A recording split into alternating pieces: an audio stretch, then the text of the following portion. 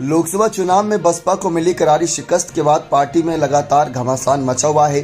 Baspa supremo Mayawati ने party के वरिष्ठ पदाधिकारियों से रिपोर्ट तलब की है। सभी सीटों पर मिली शिकस्त का ठिकरा जोनल कोऑर्डिनेटरों पर फोड़ा जा सकता है, क्योंकि प्रत्याशी चयन का जिम्मा उन्हें ही सौंपा गया था। वहीं जिन सीटों पर बसपा को दलित वोट बैंक भी हासिल नहीं हुआ, वहां के जिलाध्यक्षों को भी हटाया जा सकता है। सूत्रों की माने तो माया जल्द ही यूपी और अन्य प्रदेशों के वरिष्ठ पदाधिकारियों के साथ हार की समीक्षा के लिए बड़ी बैठक करती नजर आएंगी।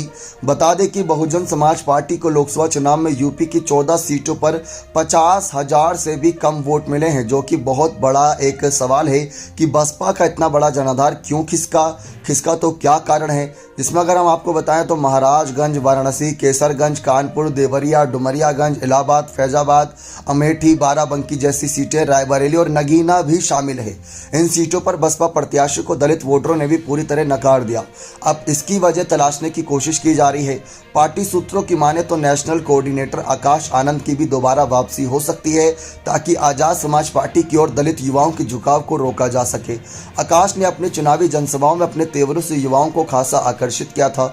उनके प्रचार पर पाबंदी लगने के बाद से लगातार उनकी वापसी की मांग की जा रही है। साथ ही युवाओं के साथ महिलाओं को भी पार्टी के साथ जोड़ने की नई मुहिम शुरू करने की तैयारी है। जानकारों की माने तो बहुजन समाज पार्टी का किसी भी दल से गठबंधन नहीं करना नुकसान का सबब बन गया। इसकी वजह से पार्टी ने अपना कार्टर वोट बैंक भी तकरीबन गंवा दिया। कई सीटों पर बसपा के परंपरागत जाटव वोटरों ने भी पार्टी प्रत्याशी को वोट नहीं दिया। बीते लोकसभा चुनाव में करीब 19% वोट हासिल करने वाली बसपा इस बार 9.39 वोट फीसदी पर रह गई। सवाल यह है कि अगर आकाश आनंद की वापसी होती है तो क्या वो बसपा को सत्ता में लाने के लिए कुछ कड़े फैसले लेंगे, या फिर मायावती के इशारों पर यानी उनके फैसलों पर ही आगे अपने कदम बढ़ाएंगे।